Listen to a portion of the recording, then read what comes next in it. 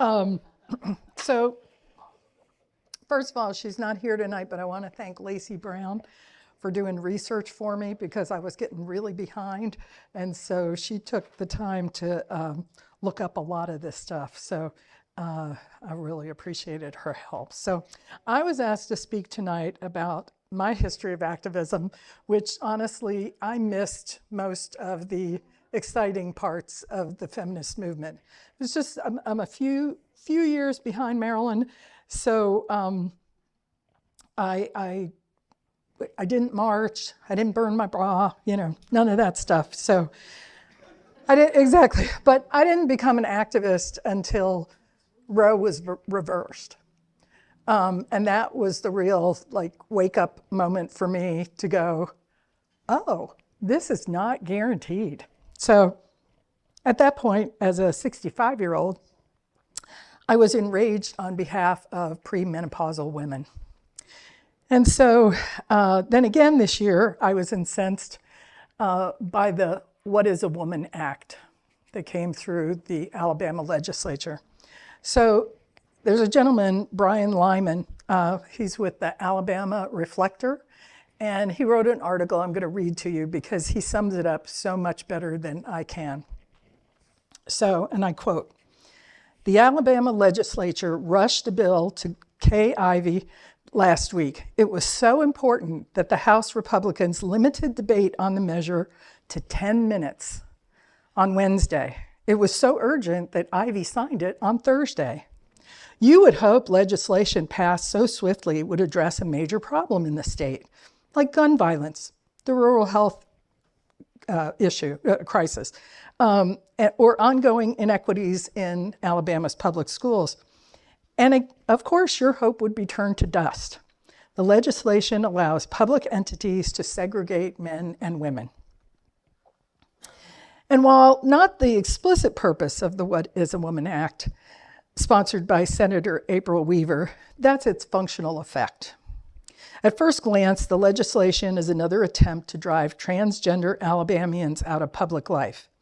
The bill requires the state to define a man or a woman based on whether you can produce sperm or ova, or whether you once could, or whether you might, or whether you hypothetically could.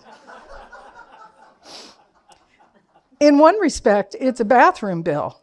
So a transgendered man assigned female at birth, someone with a beard who does not look like a woman, would be in legal trouble if he uses the men's room, as Allison Montgomery of the Alabama Transgender Right Action Coalition told Allender Roca. You might see this outcome as absurd, but you lack the chromosomal insights of the Alabama legislature. And with any luck, you also lack their capacity for cruelty. After cutting off gender-affirming health care and banning transgender youth from participating in the sports of the gender with which they identify, it's hard to escape the conclusion that our state lawmakers love watching transgender people suffer. Weaver called this bill, quote, common sense. Common sense in this case means forcing a person to live with the torture of gender dysphoria and all the tragedy that can result. Alabama lawmakers keep trying to shove a world of fractal-like complexity into a binary mold, and they don't mind that innocent people are crushed. But keep reading the law. But keep reading the state's latest example of a gonad-based lawmaking, and you'll come to Section 4 of the law. Quote, neither the state nor any political subdivision of the state shall be prohibited from establishing separate single-sex spaces or environments for males or females when biology, privacy, safety, or fairness are implicated, it says. And it tells us to read that paragraph again, so I will. Listen again. Neither the state nor any political subdivision of the state shall be prohibited from establishing separate single-sex spaces, it's hard to say, or environments for males and females when biology, privacy, safety, or fairness are implicated. Then read the bill in its entirety and find me the sentence that limits this command to bathrooms. It's not there. What is there is privacy, safety, or fairness, terms that the bill neither defines nor qualifies. In attacking transgendered Alabamians, Ivey and the Alabama legislature have opened up the door to sex segregation. You may have one view of what safety means. A city official or school administrator who liked what the dominionist preacher said about the lust young women inspire in innocent young men might have another take on it. Possibly you have a vision that's fairness grounded in equal opportunity regardless of the background. The crank on your local school board, huffing X, Twitter, and whatever, might think it means fortifying the world's most mediocre men in any competition. It sure looks like Governor Ivey and the legislature have given these men the legal tools they need to create separate paths for our children and punish women for the high crime of occupying spaces less talented men want. Representative Susan DuBose, who carried the bill in the House and sponsored similar versions in the past, insisted on Wednesday that this language was meant to allow women-only dormitories, rape crisis centers, and prisons. But there is nothing in the state or federal law preventing the state from building women's prisons, or colleges building single-sex dormitories, or anyone from creating spaces to support female victims of sexual assault. In this vicious desire to harm the smallest group of people, we are allowing the government to separate men and women on the slightest pretext. Transgendered Americans have warned us about this for years. They told us these attacks were a prelude to the larger offensive against LGBTQ community and women. And here we are. Alabama officials needed 3 years to deprive a class of Alabamians of their civil rights and access to health care. Cowardly federal judges ripped up precedent and the Constitution to give them legal footing.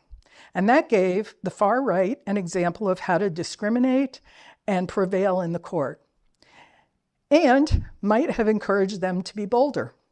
Now we have a law, and the Republican-controlled legislature rushed through and Ivey signed with lightning speed that will give public officials and entities an unchecked ability to decide the nature of fairness and security for men and women.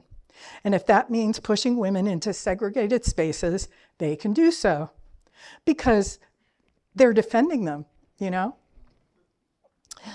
What is a woman? Apparently, it's the next group of Alabamians our lawmakers want to erase from view, end quote. So this is me speaking now. Just a couple points that Neil Rafferty, who is the only openly gay Alabama representative, introduced an amendment to this saying that it wanted to prevent the state from authorizing or permitting, quote, compulsory genital inspections, unquote, or the use of surveillance cameras or monitoring devices in or immediately outside of a single-sex space. DuBose did not support the amendment and asked the House to table it, and the Republican majority blocked the amendment. So the other co-sponsor, Weaver, says, quote, this bill is just based on fundamental truth as old as the book of Genesis and as reliable as the sun in the sky. Men are born men and women are born women, unquote. However, there are at least 22 medically known reasons why a person doesn't either have ovum or sperm, but our legislature knows better. So anyone can question your sex and demand that you have to prove it. How very Christian of our state. I only wish there was a law in the books that these people had to prove that they were Christians. I don't need the state to tell me what a woman is. When I was a teenager, I played a lot of tennis, and I owned a t-shirt that I proudly wore that said, "You've come a long way, baby." Anybody remember that? Do you remember that? Okay, it was part of the Virginia Slims tennis circuit's response to underpaid female athletes. And okay, it was promoting smoking. And yeah, and it was a little belittling when they added the baby at the end of it, because the original slogan didn't have that. But it was acknowledging the women's movement. So let's take a peek at what other laws women have gone through to come this long way. Under British common law, there's a doctrine called coverture, where a married woman in British North American colonies and later the United States had hardly any legal existence apart from her husband. Her rights and obligations were subsumed under his. She could not own property, enter contracts, bring a lawsuit, earn a salary in her own name. They also didn't have control over where their children lived, and husbands were assumed to have sexual access, which means there was no marital rape. An unmarried woman, however, had the right to own property and make contracts in her name. So think Beatrix Potter, if any of you saw her movie. She never married. In 1839 to 44, states began to make adjustments to these laws, loosening up the circumstances by which a woman could act on her own behalf. So they allowed married women to own, the right to own, but not control property in her own name. And then they allowed married women to own and manage property in their own name during their husband's incapacity. Okay? In 1848, the Seneca Falls Convention, first women's rights convention, approved a Declaration of Sentiments written by Elizabeth Cady Stanton. And she said, among the injuries and usurpations on the part of man towards woman, he has made her, if married, in the eyes of the law, civilly dead.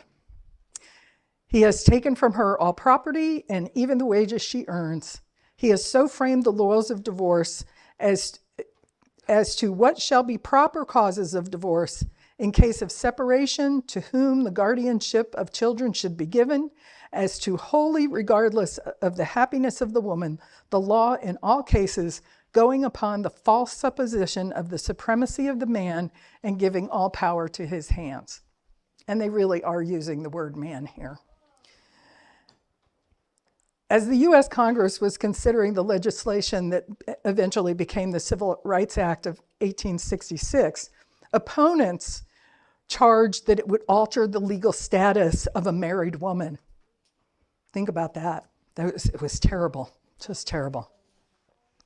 In the years following the Civil War, Harriet Beecher Stowe campaigned on the expansion of married women's rights, arguing in 1869 that the position of a married woman is in many respects precisely similar to that of the Negro slave. She can make no contracts, hold no property, all those good things. And she goes on to say that in English common law, a married woman is nothing at all. She passes out of legal existence. So in 1875, the Supreme Court ruled against women's rights to vote. The suffragettes had started campaigning, and the U.S. Supreme Court said, nope, not doing it. But some of the Western states began to see things differently, and they were able to push through with some success. But it wasn't until 1920 that women finally got the right to vote in a federal election. So still, many states didn't allow women to sit on a jury until 1973. Think about that. A jury of your peers, but no women. Few women were allowed to obtain a law degree or go to Ivy League colleges before the late 1960s and early 1970s. So I was accepted to Duke University in 1976. Before 1972, if you were a female student and you attended class, you lived on what is known as the gender-segregated East Campus. So I was coming in 4 years later, and I was assigned to live in the first women's dorm on West Campus, which was the bastion of male existence. Residents of that particular dorm were considered to be at least unladylike, and at worst, whores. And that was on an assumption that was based on an assigned dorm room, right? What an education that was, let me tell you. My grandmother was born before women had the right to vote. After 35 years of marriage, raising 3 children, helping to raise 3 grandchildren, being the wife of a longtime adulterous husband, she could not get a divorce in 1970 until she had waited for 2 years. He could get a divorce, but she couldn't. Not until 1960s could a woman have their own bank account. Although in 1963, the Equal Pay Act required men and women to be paid equally for doing the same work, as recently as 1974, banks were legally allowed to deny women credit or charge them higher interest if they failed to get a male cosigner. Married women were denied credit regardless of their income, and single women were denied loans or were given smaller amounts than single men with identical financial backgrounds. Many banks required single and divorced or widowed women to bring a man along with them to co-sign a credit card. And some discounted the wages of women by as much as 50% when calculating their credit limit. Gerald Ford signed the Fair Credit Opportunity Act in 1974, giving women the right to open a credit card in their own name. Keep in mind, this is 6 years after the You've Come a Long Way Baby advertisements. In 1976, my mother got her own credit card. No help from my dad. He didn't believe in them, so he didn't have any credit. It was an American Express, and she immediately added my sister and I on her card, so we had our own cards. But by doing so,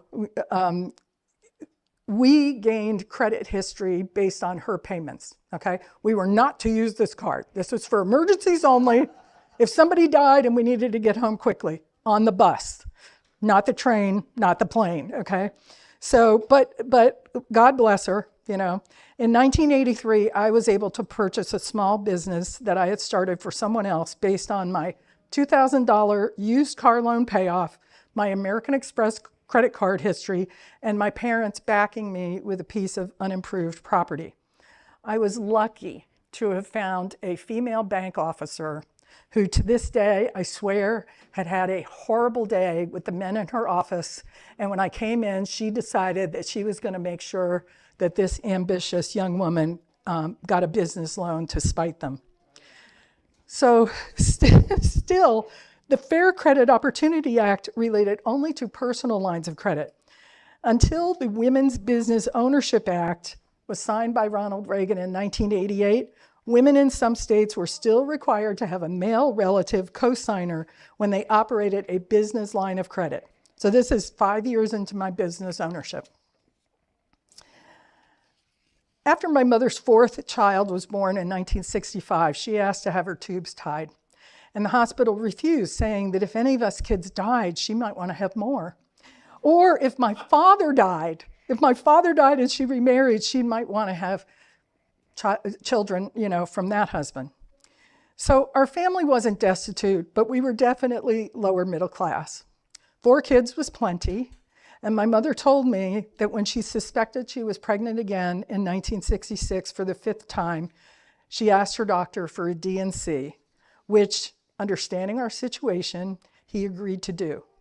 There's no proof that this was done illegally, as there were no tests done in advance. But I'm sure it was a difficult decision for both the doctor, who cared very much for our family, and for my mother. Not until 1965 could a married woman get birth control. And it was 1972 before a single woman won that right. In January of '73, women finally won the right to a legal abortion. And in 1975, the New Jersey Supreme Court ruled in favor of a woman seeking to receive sterilization procedure without the consent of her husband. So it was 1975 before we finally had full bodily autonomy, but only for cis females. So with the 2002 Dobbs decision, many people are seeking sterilization as a more permanent birth control solution. Even before Dobbs was decided, those seeking out sterilization procedures were often met with resistance from their doctors, with outright refusing to perform the procedure without male consent. In 2020, social media users recounted their experiences attempting to undergo sterilization. Their comments went viral. One woman in Washington had 2 children, she's a mother of 2, was told she needed to obtain her husband's signature. And when she asked the doctor if the consent was required by law, the doctor said no, but that's our policy. Another person visited multiple doctors in Indiana requesting consent, and they required that her father come in and sign because she was unmarried. Another woman who was seated next to her wife during an appointment was denied a hysterectomy for her endometriosis just in case she might want to have children with a man in the future. Paradoxically, men seeking sterilization through vasectomies are rarely denied the procedure, and it is extremely uncommon that they be required to have spousal approval. Of course, forced sterilization has been done on over 70,000 women in over 30 states in the last century, and you can just guess who made those decisions. Women have been on this earth birthing, feeding, nurturing the entire human race for eons. We have been subjected to subjugation, humiliation, discrimination, physical degradation, and other abuses that no man would accept. Yes, we've come a long way, baby, since coverture, but the tide of progress appears to be reversing, and we have to stand against this tide. Sadly, I don't know what to say to trans boys or men because I haven't experienced life as a male, but I do know that your path is the hardest thing you will ever take, and it will be the most worthwhile. And if any trans girls or women want to join us, we will joyfully welcome her into the sisterhood of strong, caring, resilient, loving, protective individuals because we know what a woman is.